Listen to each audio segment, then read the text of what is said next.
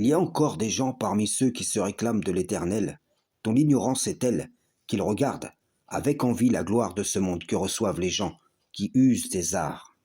Et moi, j'aimerais donner un exemple qui sera une illustration de l'envers du décor réel derrière ce faux brillant.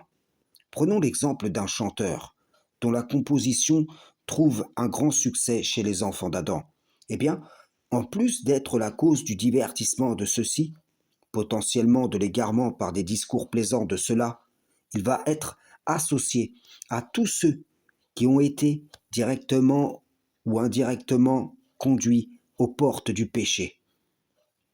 La cote de son morceau est intrinsèquement liée au nombre de péchés qui l'accompagnera, et l'auteur partagera sa part de responsabilité dans les fautes de ses auditeurs. Comprenez-vous? La gloire que lui offre Satan en ce monde est déjà convertie en mauvaise action sur sa balance devant l'Éternel.